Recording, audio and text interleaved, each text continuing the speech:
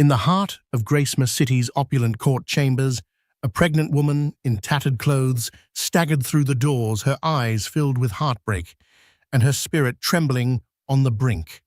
No one could have imagined that on this day of glittering suits and marble floors, the dark secrets of a revered millionaire would spill out for the world to see.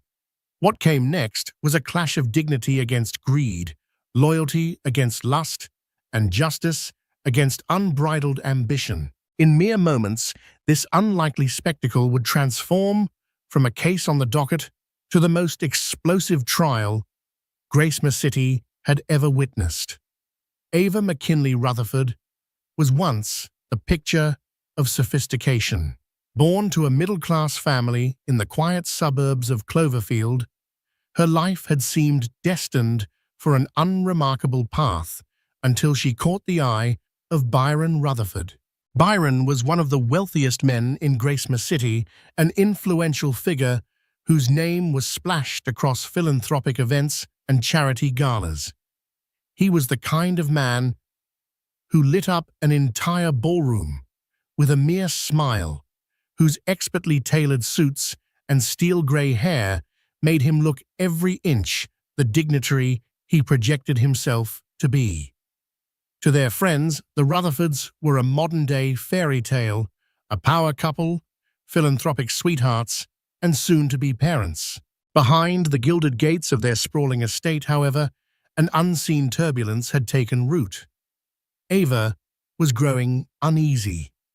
Byron's late nights multiplied, his excuses got thinner, his once effusive affection chilling to the touch. There were hush-hush phone calls in the dead of night, phone numbers saved under aliases that never seemed quite believable. Most nights, Ava lay awake in the darkness, one hand protectively over her swelling belly, the other desperately clutching the duvet as if to ground herself from an unspoken dread. Rumors reached her ears, from whispered chatter at country club luncheons to the subtle hints from their longtime butler Giles. Something was amiss, something that threatened to tear apart not just her marriage, but also her very identity. Yet in public, Ava maintained a polished veneer. Her family had raised her to be a pillar of grace. No matter the storms at home, she arrived at gala benefits with her hair pinned into a flawless chignon, smiling and playing the devoted wife. But that facade was thinning day by day. Her gaze grew distant, and onlookers who knew her best sensed an invisible weight settling on her heart. It was only a matter of time before illusions shattered. The day came when a bold letter showed up in their mailbox, no return address, no signature.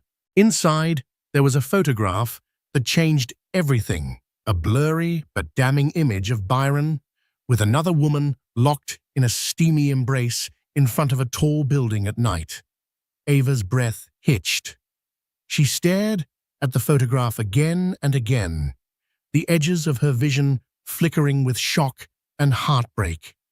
She recognized the woman, Celia Duval, a fixture in certain high society circles, known for her flamboyant presence and rumored thirst for power. Celia had hovered around Byron at charity events, but Ava had dismissed it as harmless social mingling. Now, the photo told a different story. She realized that while she had believed her marital fortress was unassailable, betrayal had quietly crept inside. Ava wanted to confront Byron immediately, but fear stilled her. She knew how meticulously Byron curated his public image. He was the unstoppable millionaire who donated to children's hospitals and paraded around with local politicians, like an unofficial ambassador of goodwill. Ava suspected that if Byron was cornered, he would fight dirty to protect his empire. That thought sent an icy dread through her, but a voice inside her head whispered, "You need the truth." In the weeks that followed, Ava played a dangerous game. She collected receipts, took covert glances at Byron's phone, and quietly reached out to old acquaintances Like Grace Weatherly, a private investigator, she had once helped with a charity scholarship for PI training. Grace was discreet but effective. She prowled through Celia Duvall's public records, followed her to luxury boutiques, even slipped into exclusive clubs to track her spending and appointments. It wasn't just an affair. The deeper Grace dug, the murkier everything became. Celia was not merely a temptress with a penchant for wealthy men. She was an ambitious power broker in her own right, rumored to be forging ties with questionable business entities to gain more influence. Grace found bank transactions linking Celia to an offshore account in the Caymans. Names on the account overlapped suspiciously, with a shell corporation that funneled money into Byron's philanthropic foundation. Whispers turned into urgent red flags, and soon the suspicion of financial impropriety morphed into outright alarm. Ava felt torn. On one hand, Byron was her husband, the father of her unborn child, and the man with whom she had built a life. Even if he had strayed, she clung to a desperate hope that there had to be some sort of misunderstanding. On the other hand, the growing mound of evidence suggested Byron was entangled in criminal activity. The heartbreak was twofold, losing a husband not just to another woman, but to the tempting labyrinth of corruption. Late one night, Ava cornered Byron in his study, an opulent room, lined with dark, mahogany shelves and a sprawling antique desk. He was leafing through papers under the dim light of a green-shaded lamp. With trembling hands, she slammed down the photograph of him and Celia on his desk. Her eyes blazed with betrayal. Byron stiffened. Then, in a chillingly calm voice, he pressed a hand to his brow. "You have no idea what you're getting into, Ava," he whispered. There was no apology, no shock, no attempts at denial. The confession hung there, unspoken, as if the photograph alone made it clear. The room seemed to darken around them. She felt her throat tighten. Why, she asked, tears brimming in her eyes. "Why do this?" He looked past her, his gaze fixated on the flickering glow of the lamp. "It's complicated," he said, in a voice weighed down by something akin to regret, but overshadowed by arrogance. "I'll make it go away. Just don't interfere." Ava felt the baby kick inside her, a reminder that everything she did now was not just for herself. She spat her words with fierce determination. "I won't let you destroy everything we stand for." Byron inhaled slowly, as though preparing himself for a rigorous negotiation at his boardroom. "Everything I do is for us, our family's future," he said. "You can't possibly understand the deals that keep this empire afloat." She tore her gaze away, fresh tears burning her cheeks. In that moment, she made a vow to protect her child's future, even if it meant taking Byron down. Word spread quickly among Gracema City's elite that trouble was brewing in the Rutherford household. Byron and Ava tried to keep up appearances, arriving separately at charity dinners, exchanging cold small talk while the cameras flashed. But behind the scenes, an entire network of legal advisors and crisis managers swarmed Byron's estate like bees. Ava stayed mostly confined to her private rooms, her pregnancy more pronounced every day, her mind racing with dread at what might unfold. Then, in a twist that no one saw coming, Celia Duvall made her move. On a Monday morning, tabloids splashed stories of Celia's new business partnership with Byron, a merger of two philanthropic foundations under the banner of Future Promise Initiative. Photographs showed Celia perched elegantly in a designer dress, flashing a triumphant smile, while Byron stood next to her with that practiced look of calm. The narrative was carefully spun. The two of them were forging a philanthropic powerhouse to help orphans, scholarship funds, and medical research. Ava's name was notably absent. From a tablet in her bedroom, Ava watched Celia's press conference in absolute horror. Celia's voice was smooth and confident as she fielded questions about the partnership, crediting Byron's unwavering support and shared values. Ava noticed subtle but telling gestures, the playful tilt of Celia's head toward Byron, the way her eyes danced with victory. Ava's fury turned to heartbreak. She whispered to herself, "He's parading her in public now. Does he have no shame?" But behind the veneer of charitable ambition, something sinister churned. Anonymous tips began flooding local journalist Alan Winston's inbox at the Daily Chronicle. Winston, known for exposing the St. Clair political scandal years back, was a pit bull when it came to uncovering corruption. He began digging into the finances of the newly formed Future Promise Initiative. He found massive sums of money being moved from shell corporations into the foundation, with suspicious stops in tax havens along the way. Through her contacts, Ava heard rumors that Byron and Celia planned to siphon a fraction of these donations for their personal gain and funnel the rest into bigger, more illicit ventures. Ava shuddered at the thought this was bigger than just infidelity. It was a web of corruption, and Byron seemed inextricably tangled in it. She turned to her friend, private investigator Grace Weatherly, once again. Ava gathered every shred of paper she could from around the mansion: bank statements, wire transfers, lists of donors. She hid them in a battered suitcase in the back of her closet. With Grace's help, Ava planned to build the ultimate case against Byron and Celia. She needed more than heartbreak or moral outrage. She needed something to ensure that if Byron tried to leave her destitute or worse, claim custody of the unborn baby, she would have a fighting chance. The scandal escalated at breakneck speed. Alan Winston published a series of biting exposés in the Daily Chronicle, questioning the philanthropic legitimacy of Future Promise Initiative. He laid out the suspicious paper trail, the questionable donors, and the shell companies. Suddenly, Byron Rutherford and Celia Duval weren't just the talk of the town. They were persons of interest in an active investigation, possibly federal. Within weeks, Byron and Celia received summonses to appear in court for a hearing. The charge was potential fraud tied to charitable funds, but rumors suggested more charges were on the horizon. Money laundering, conspiracy, tax evasion. The list seemed to grow. The date was set. The entire city braced itself for the spectacle. The public was gripped by the drama of it all. The revered billionaire, once a paragon of virtue, dragged into the spotlight for alleged criminal activity. But no one expected the bombshell that would explode in the courtroom the morning of the hearing.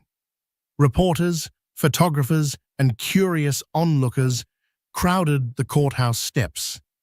Byron arrived in a sleek town car, stepping out in a tailored suit, flanked by an army of lawyers. Celia emerged from another luxury vehicle, sporting a designer outfit, her lips curved in a subtle smirk that seemed to say she was sure she'd walk away unscathed. And then a gasp rippled through the crowd.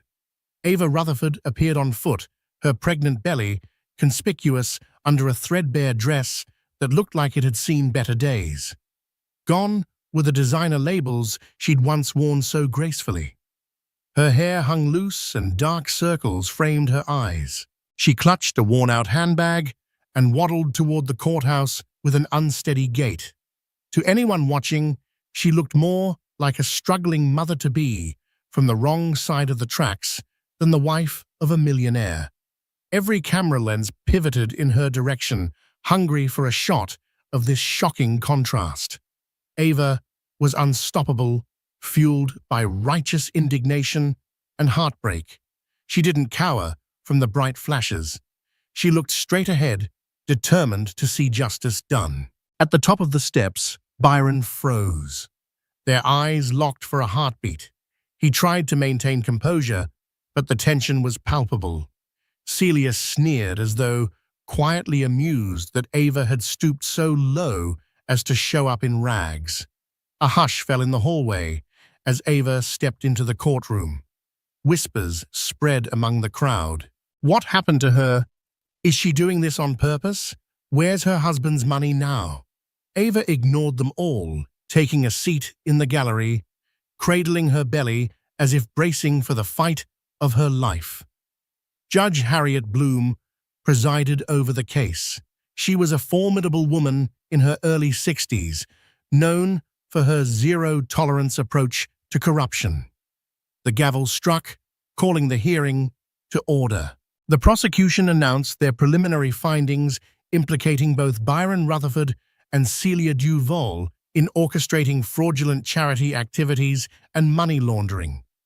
Their voices resonated in the wood-paneled courtroom, painting a damning picture of betrayal and greed. Byron's defense lawyer, the renowned Maxwell Boyd, argued that any financial irregularities were mere oversights, that everything would be cleared up in due time. Celia's lawyer echoed the same stance. The tension soared when the prosecution mentioned a key witness, someone intimately connected to Byron's finances, someone who had been amassing documents for weeks. The mention of Ava Rutherford sent a wave of gasps around the room. Ava rose from her seat. Clad in her threadbare dress, she walked to the witness stand. Her gaze flickered to Byron, who stared back with a mixture of shock and dread. Grace Weatherly had prepared her thoroughly, and Ava carried herself with quiet determination. One by one, she revealed the bank statements, wire transfers, and corporate documents linking Byron and Celia to the scandal. The gallery erupted in murmurs. Cameras and court sketch artists scribbled furiously to capture the emotion etched in Ava's face. The tension was almost too thick to bear. Tears glistened in Ava's eyes as she recounted the emotional toll of discovering not only her husband's affair, but also the dizzying labyrinth of deceit that threatened to ruin countless charitable beneficiaries. She glanced down at her belly, her voice trembling. "I had to do this for my child," she confessed. "This is not about revenge or money. This is about right and wrong. I refuse to let my baby be part of this legacy of lies." Suddenly, Celia sprang up from her seat, ignoring her lawyer's attempts to restrain her. "She's lying. She's just a jealous wife trying to tear us down," she screeched. Judge Bloom rapped her gavel, warning Celia to remain quiet. But the damage was done. The outburst only made Celia seem volatile and desperate. Byron's expression turned stormy. His jaw clenched, and for a moment he looked like he might try to rush to the stand himself. But Maxwell Boyd placed a hand on Byron's shoulder, silently advising him to keep his composure. It was too late. The entire courtroom had seen the crack in his polished facade. When Ava finally stepped down, the atmosphere was electric. The hearing would continue with more witness testimonies, but in that single day, Ava had shattered Byron's veneer of innocence. She sank onto a nearby bench, her breath ragged tears threatening to spill. She felt no victory, only a profound sense of loss and exhaustion. She'd just gone up against the man she once loved beyond reason, but she had done what she believed was right. During a recess, Ava found herself in a quiet corner of the courthouse near a window that overlooked the city. Rain pelted the glass, each drop forming rivulets that mirrored her tears. She thought back to the early days of her marriage, how Byron used to surprise her with thoughtful little gifts, how they would dance in their living room under flickering candlelight. The memory felt like it belonged to another lifetime. Somewhere behind her, Celia's raised voice echoed in the corridor. "We'll bury her in legal fees. She won't have a dime left." The mistress's rage was borderline hysterical, no longer masked by the refined facade she presented to the public. Ava closed her eyes, steeling herself. She recalled the battered suitcase of documents she'd given to Grace. She had done the right thing, but it still felt like her heart was being ripped apart. Just then, she felt a gentle touch on her shoulder. She turned to see Grace Weatherly. The private investigator gave Ava a reassuring nod. "You did well," Grace said softly. "Alan Winston is waiting outside. He wants a quote, something about how you feel." Ava shook her head, swallowing the lump in her throat. "I'm too tired to talk to the press. All I want is for the truth to come out." Grace frowned, glancing over her shoulder. "You should know. Byron's legal team is moving fast. They want to file a motion to dismiss your claims, painting you as a mentally unstable spouse. They might even say you're trying to deflect from postpartum depression or something like that. It's ugly." Ava clenched her fists. "He won't make me out to be crazy." She felt the baby move again, and a wave of protective fierceness coursed through her. She would endure whatever Byron threw at her. For her child's future, she couldn't back down. That evening, Ava took refuge in a modest motel on the outskirts of Gracema City. She could have stayed with friends, but she wanted solitude to gather her thoughts. She didn't even want to step foot in the mansion that Byron still occupied, especially with Celia's presence lurking about. Her ragged attire wasn't just for dramatic effect. Ava truly had cut herself off from Byron's financial means, determined not to let him dangle money over her as leverage. She didn't sleep much. News outlets were abuzz with the day's events. Some lauded Ava's bravery. Others questioned her motives. Was she just a scorned wife looking for revenge? Ava forced herself to ignore the sensational headlines. She had bigger worries. She still had to testify further in the trial. The next hearing was only a few days away. Meanwhile, Byron and Celia retreated behind the ornate gates of Rutherford Estate. They refused to comment publicly, instead letting Maxwell Boyd issue statements about grossly exaggerated claims and complete confidence in Mr. Rutherford's exoneration. Celia posted cryptic messages on social media, subtly painting herself as the victim of Ava's witch hunt. Yet behind the scenes, as Grace discovered through her informants, Byron's accountants were scrambling to hide or rearrange funds, indicating a last-ditch effort to shield their assets from seizure. In the middle of one rainy night, Ava's phone buzzed. She hesitated before answering.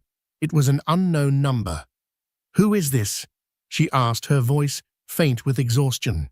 "It's me," Byron replied. For a moment, Ava's heart squeezed. She could almost picture him the way he'd been back in their honeymoon phase, gentle, tender, devoted. But that was a memory. The reality was a man who had betrayed her on multiple levels. "What do you want?" She managed, her voice steady. He sighed on the other end. "I want to settle this quietly. If you retract your statement, if you say you made a mistake, I promise you'll be taken care of. And our child, they'll have everything." Ava's grip tightened on the phone. "Is this about money for you or shame?" There was a pause and Byron's tone hardened. "Don't make this difficult.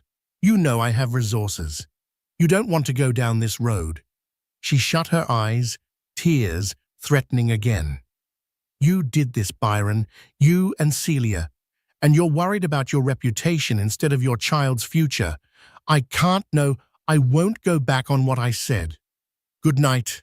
She hung up, hugging herself as the tears finally spilled over. She felt the baby move, and that gave her a strange solace. She was doing the right thing, as painful as it was. The next morning, Ava discovered a small group of supporters outside the motel. Word had spread that she was staying there, and a few local activists and mothers had shown up with donations of baby clothes, warm meals, and moral support. At first, Ava was embarrassed. She'd never been the type to accept charity. But as she gazed at their kind faces, something inside her softened. She was no longer alone in this fight. Among them was a timid woman named Lucy Finch, who revealed that her father had once worked for Byron's foundation. Lucy's father had mysteriously lost his job when he questioned some discrepancies in the charity's books. She offered to testify to Byron's intimidation tactics. Another was Henry Valdez, who had once partnered with Byron but backed out after suspecting fraud. He too was willing to speak up. Ava was overwhelmed. She thanked them through tears, realizing how Byron's carefully curated public image had overshadowed the quiet victims of his questionable dealings. All these people had been waiting for someone brave enough to challenge him openly.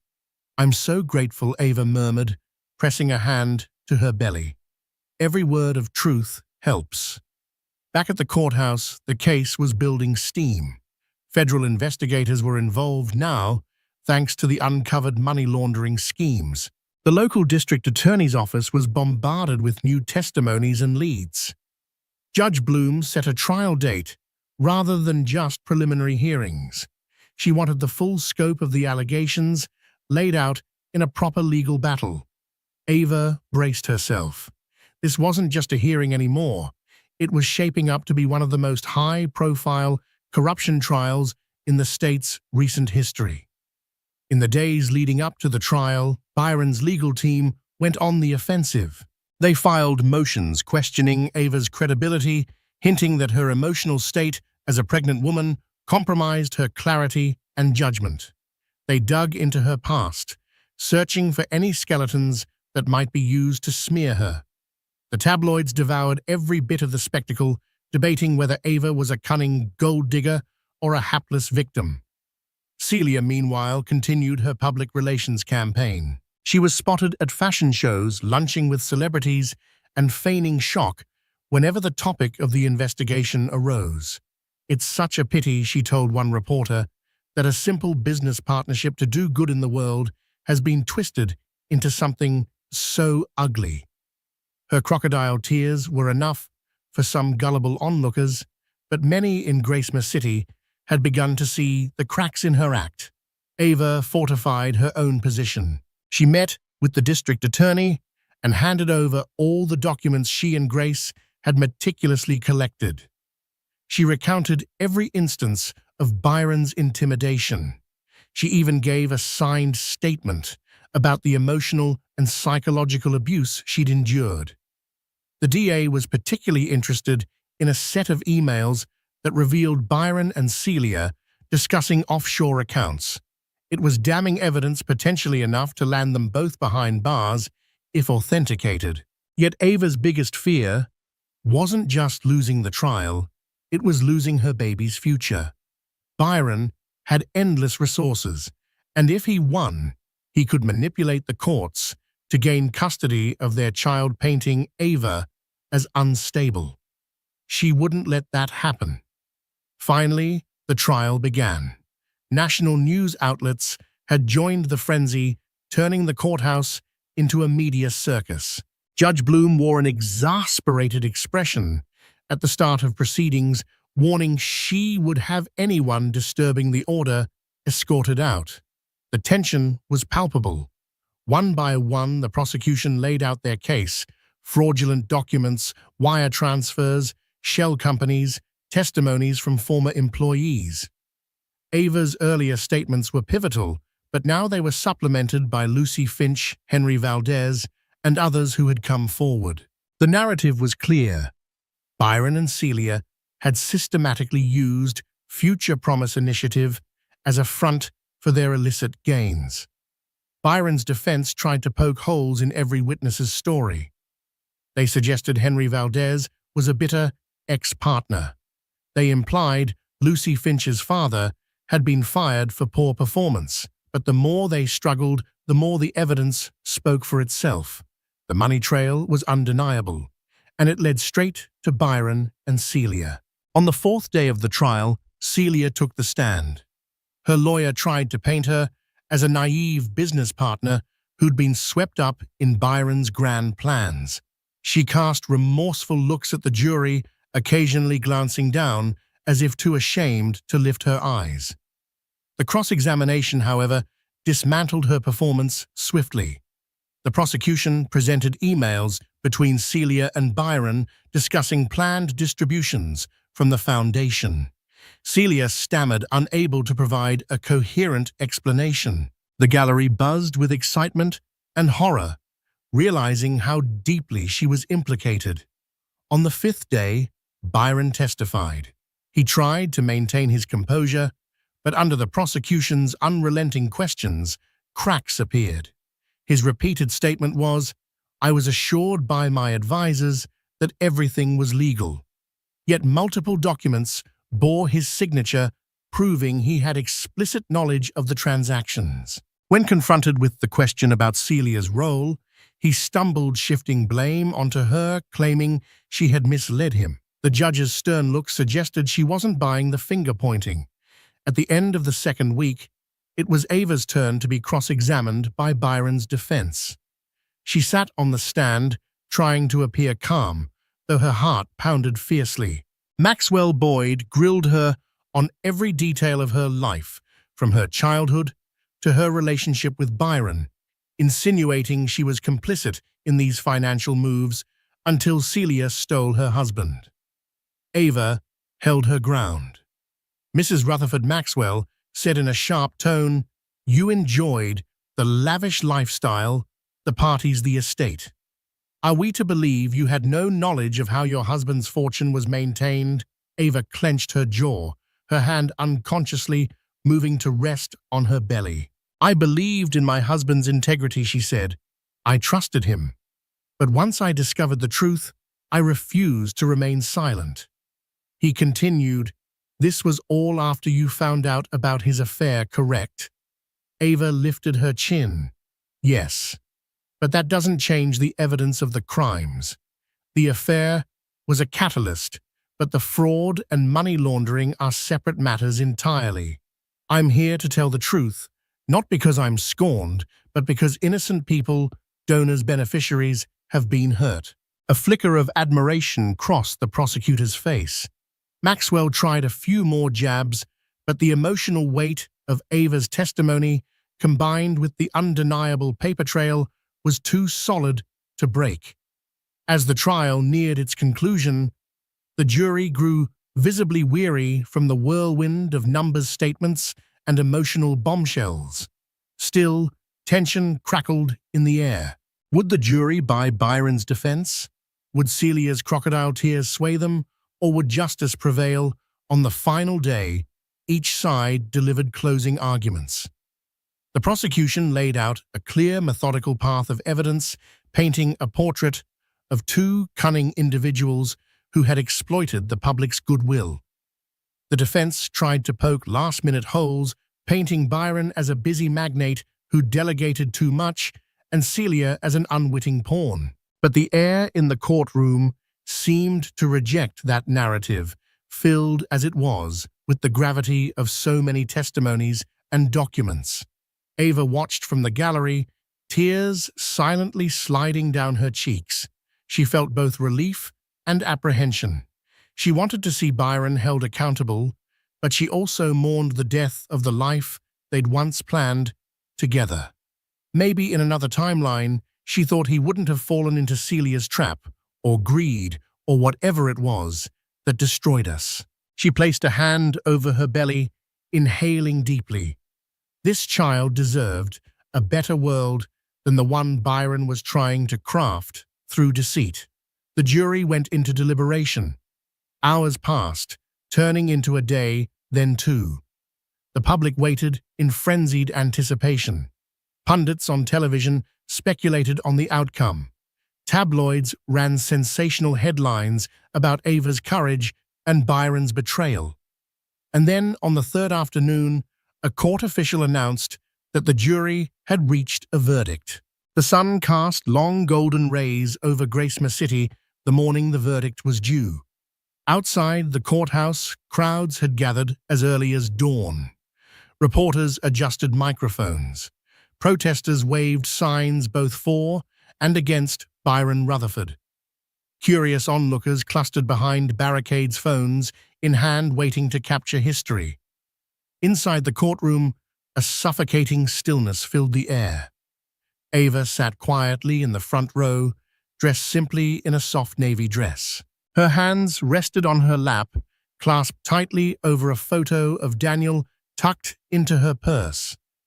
Beside her, Grace Weatherly offered a reassuring glance, while Lucy Finch and Henry Valdez flanked her like moral sentinels. Judge Harriet Bloom entered with her usual no-nonsense expression, but there was a gravity in her steps that signaled the moment's weight. The jury filed in next, each face unreadable, their expressions carved from stone. Ava's heart pounded so loudly in her chest, she thought the whole courtroom could hear it. "All rise," the bailiff called out. As everyone stood, the room seemed to hold its breath. Byron and Celia rose too, both visibly shaken. Byron's once impeccable posture had wilted. His bespoke suit hung heavily on him like an ill-fitting shell. Celia, pale and stiff, avoided looking at anyone. Her designer jacket couldn't hide the tremor in her hands. The jury forewoman stepped forward. She held a slip of paper. Her voice, though steady, quivered with the responsibility she carried. In the case of the people versus Byron Rutherford and Celia Duval on the charge of fraud. She paused. "We find the defendants guilty." A collective gasp rose in the gallery. "On the charge of money laundering, guilty. On the charge of conspiracy to commit tax evasion, guilty." Each word landed like a gavel strike. Ava felt her legs weaken. She gripped the edge of the bench, her eyes burning as tears welled. It was done. The truth had been spoken, not whispered in fear or buried under contracts, but declared aloud before the world. Celia's mouth dropped open. She turned to Byron in panic, her whisper shouted protest barely audible. "This can't be happening. We were supposed to win." Byron didn't answer. His eyes were locked on the floor, jaw clenched, hands limp at his sides. Judge Bloom nodded solemnly. "The court thanks the jury for their service. Sentencing will proceed in the next hearing. Until then, the defendants are to be remanded into custody. Bail is hereby revoked." Chaos rippled instantly. Two court officers stepped forward. Celia jerked in protest, eyes wide with disbelief. "No, please, I need time to fix this. I can explain," she cried, her voice shrill and cracking. One officer took her by the arm while another approached Byron. Byron raised his hands slowly. There was no fight in him, just a haunted look that suggested he finally understood he was no longer untouchable. As the metallic click of handcuffs filled the courtroom, Ava remained seated, staring ahead with tears silently trailing down her cheeks. Celia turned one last time, locking eyes with Ava. Her expression twisted into a mix of contempt and defeat, but Ava didn't flinch. She stared back with calm resolve. The bailiffs led them down the aisle, past spectators whose cameras flashed like strobe lights, past reporters scribbling furiously. As Byron passed Ava, his gaze flicked up, brief, conflicted, hollow. She gave him nothing in return. The courtroom slowly emptied. Reporters scrambled for quotes. Gasps turned to murmurs to headlines. But Ava remained still, her world quiet, except for the sound of her own breath and the gentle thrum of peace returning to her soul. For the first time in what felt like forever, she wasn't bracing for another blow. Justice had arrived. The city of Gracemere hadn't been this quiet in years. In the days following the stunning guilty verdict, a hush fell over the same streets that once echoed with Byron Rutherford's name. News tickers ran non-stop coverage of the trial's fallout. Headlines flashed across every screen: Rutherford Empire collapses Duval in cuffed philanthropy fraud, shocks city. Social media swirled with debates, sympathy, and outrage. But inside Ava Rutherford's small rented apartment, the noise didn't penetrate. She sat in her living room with Daniel cradled gently in her arms, staring at the flickering TV screen, not really watching. Her world had shifted so drastically that even silence carried weight. Her phone buzzed constantly calls from reporters, congratulations from strangers, and inquiries from publishers and networks offering deals to tell her story. She ignored most of them. The attention wasn't what she had wanted. She had gone to court for one reason: to protect her child's future, not to become a spectacle. Still, when Alan Winston requested one final quote for the newspaper's closing piece, Ava agreed. "I hope this trial serves as a warning that no matter how powerful someone is, no matter how much they hide behind charity or reputation, truth has a way of breaking through," she said. "But more than that, I hope this reminds women that they are not powerless. You don't have to shout to be heard. You just have to stand." The piece went viral. Byron and Celia's assets were seized. Their sprawling estates, designer furnishings, vehicles, and overseas accounts were frozen or auctioned to recover restitution. A court-appointed trustee began the long task of tracing the siphoned funds to repay victims and restore the dignity of stolen causes. The Future Promise Initiative was dismantled completely, its name now synonymous with greed and betrayal. To Ava, it felt like poetic justice. But justice didn't erase pain.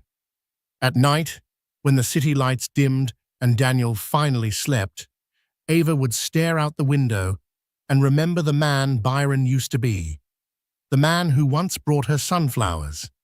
Just because it was Thursday, the one who'd danced barefoot with her in the kitchen when they first bought their home. She mourned that version of him, knowing he was gone long before the handcuffs had snapped shut. One sleepless night, she opened a drawer and pulled out their wedding photo. She stared at it for a long moment, her fingers tracing the edges of their frozen smiles.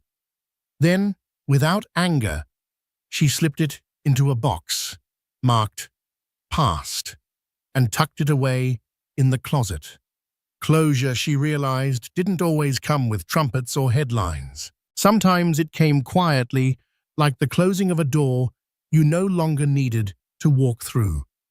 Later that week, Ava received official documents granting her full and permanent custody of Daniel. There would be no further hearings, no custody battles. Byron, now a convicted felon, had relinquished his parental claims. Ava sat in her kitchen after reading the letter, holding Daniel in one arm while sipping tea with the other. Tears rolled down her cheeks, not of grief but relief. The fight was finally over.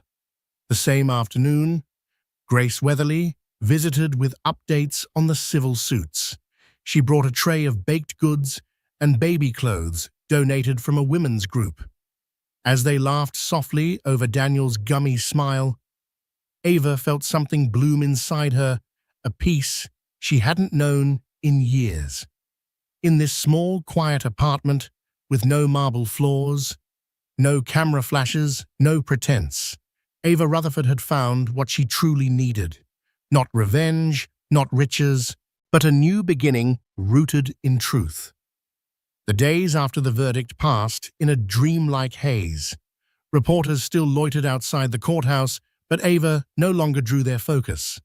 Their stories now revolved around prison terms, financial fallout, and what remained of the Rutherford estate. Ava, however, had already turned the page. She moved quietly, deliberately, into a modest rental on the edge of Gracemere City. The house wasn't large, but it was hers, paint-chipped window panes, creaky floors and all. No staff, no sweeping staircases, no gold-plated fixtures. Just sunlight through white curtains, a hand-me-down crib in the nursery, and peace she hadn't felt in years. Daniel arrived on a rainy Thursday night. Grace drove her to the hospital through slick roads and blinding headlights, one hand on the wheel, the other occasionally reaching back to squeeze Ava's arm. The labor was long, and Ava clung to her breath like a lifeline, praying between every contraction that her baby would arrive safely. When she finally held him, it was as if the world reset. Daniel's tiny chest rose and fell against hers, and she traced his face with awe. Byron's eyes, yes, but her quiet strength. She whispered his name into the soft crown of his head. Daniel Elias Rutherford. God is my judge, she murmured. And now you are my purpose. Back home, the rhythm of life was no longer dictated by court dates or media flurries. It was diapers and lullabies, midnight feedings, rocking Daniel to sleep while staring out at moonlit maple trees. The silence, once a sign of emptiness, became sanctuary. But Ava's journey wasn't only inward. With the support of Lucy Finch and Henry Valdez, two people whose courage had bolstered her in her darkest hour, she founded Honor First, a small non-profit focused on offering advocacy, legal support, and financial aid to victims of white-collar crime and financial abuse. What began as 3 volunteers and a borrowed church basement quickly grew.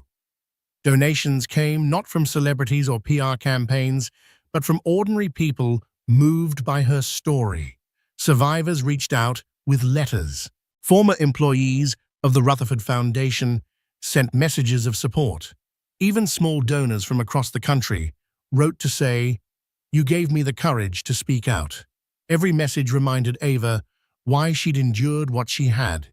She had taken on one of the most powerful men in Gracemere City and lived to protect not just her child, but countless others who would have been crushed by silence. One afternoon, as Daniel napped beside her on a checkered blanket in the park, Ava received a package from Alan Winston.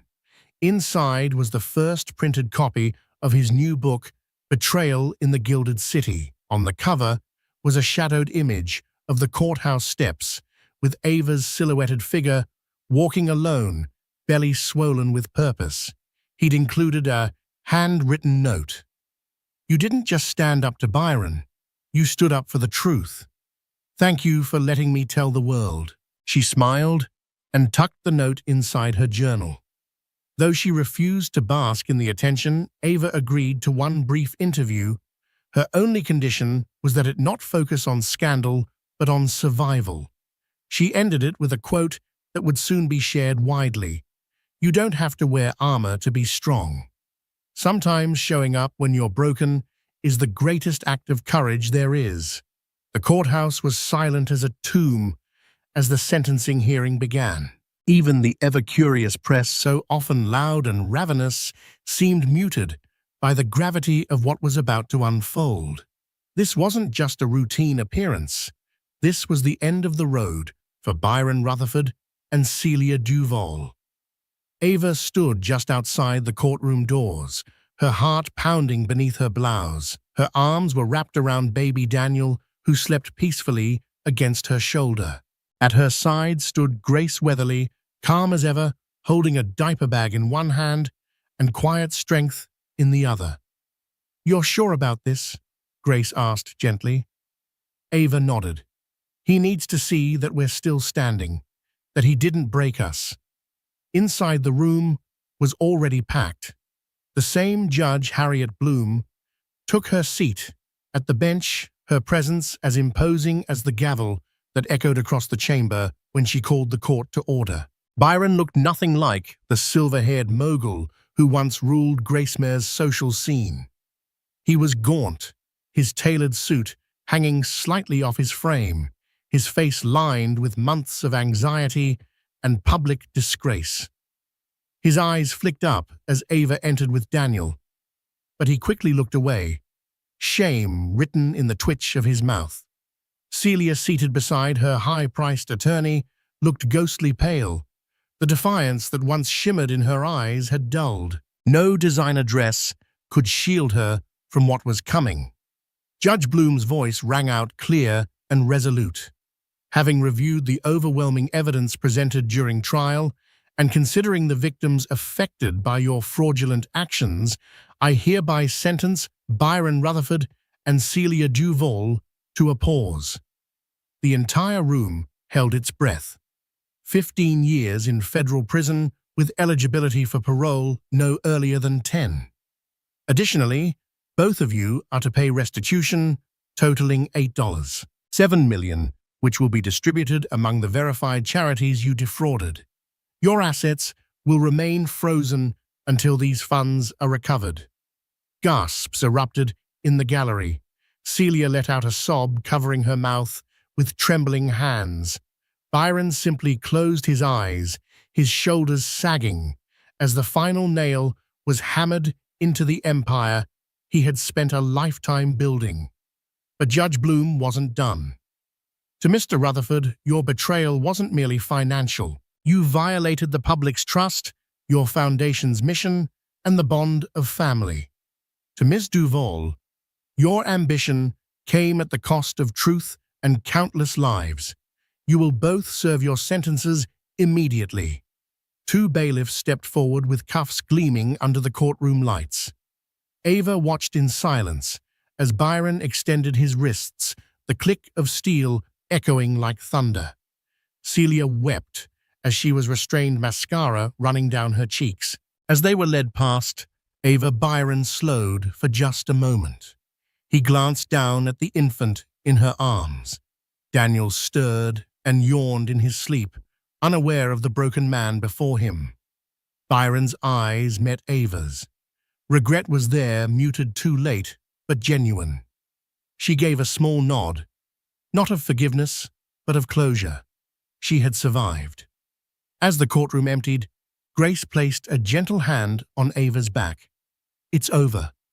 Ava exhaled slowly, the burden she had carried for so long finally lifting. She looked down at her son, then toward the courthouse doors, flooded with afternoon light. "No," she whispered, "it's just beginning." And with Daniel in her arms and her head held high, Ava stepped into the next chapter of her life, free, fearless, and unbreakable. A year had passed since the trial that shook Gracema City to its core. The courthouse had long since emptied, the reporters had turned their lenses elsewhere, and the public buzz had faded. But for Ava, Rutherford life was just beginning to settle into something she hadn't known in years: peace. In the quiet, tree-lined neighborhood where she now lived, Ava pushed Daniel's stroller down the same path each morning. The air smelled of lilac and new beginnings. Daniel, nearly 1 year old, now babbled happily, pointing at birds in the trees or clapping at passing dogs. His laughter was the music that healed her most. Gone were the days of silk gowns, marble staircases, and media appearances beside a powerful husband. In their place were soft baby blankets, handwritten thank you cards from women Ava had helped, and the unglamorous but deeply rewarding work of rebuilding not just her own life, but the lives of others. Ava had become a quiet fixture in Gracema's community centers. Word spread of her story, not just of betrayal and courtroom drama, but of resilience and reinvention. She didn't want sympathy. She wanted to inspire. She began speaking to small groups of women, single mothers, domestic abuse survivors, whistleblowers, anyone who had been silenced or shamed. Her presence brought comfort, her story brought courage, and her sincerity brought hope. She also launched a non-profit, Honor First, alongside Lucy Finch and Henry Valdez. The organization offered legal aid, financial counseling, and psychological support to victims of white-collar crime, especially women and families who'd been steamrolled by powerful men. Donations poured in, not from celebrities or politicians, but from everyday people who'd followed Ava's journey and believed in what she stood for. Grace City's elite circles no longer whispered about Ava in pity. They now spoke her name with a quiet reverence. She had gone to court in rags and left with her dignity intact, and that dignity had proven more valuable than any fortune the Rutherford name had once held. Still, there were moments when Ava sat by the window, Daniel asleep in her arms, and her mind drifted back to the early days, to candlelit dinners with Byron, to dreams of a perfect life, to the man she once loved before ambition and lies took him away. There was sorrow there, but no longer bitterness. She had learned to mourn the past without letting it define her future. Alan Winston's book, Betrayal in the Gilded City, became a national bestseller. He offered to split a portion of the royalties with Ava's non-profit, an offer she initially declined, but eventually accepted on the condition that it be used only for victims' services. She didn't need the spotlight anymore. Her victory wasn't in headlines or public applause. It was in knowing that her son would grow up in a world shaped by truth, not illusion. One spring afternoon, she sat under a magnolia tree with Daniel nestled against her chest, his small hand gripping her blouse. The sun filtered through the leaves, casting golden flecks across his hair. Ava smiled, a real, unguarded smile that reached her eyes. This was her legacy, not a mansion or a name etched in stone, but a life reclaimed, a future defended, and a child nurtured in love, integrity, and fierce protection. She had walked through fire, and on the other side found herself whole again. And so ends the tumultuous tale of Ava Rutherford, the pregnant wife who refused to bow to deceit and corruption. In the pursuit of truth and justice, she unraveled a labyrinth of betrayal that toppled a mighty millionaire and his scheming mistress. Through heartbreak and trial, Ava emerged stronger, determined to pave a brighter path for her child, one built on resilience and honor, rather than hidden agendas and lies. If this story moved you, if it made you reflect on what it means to stand against injustice, please show your support. Like this video, share it with anyone who loves a gripping real-life drama, and subscribe to this channel for more stories that remind us of the power of courage and moral conviction. Together, let's continue shining a light on truth, one story at a time.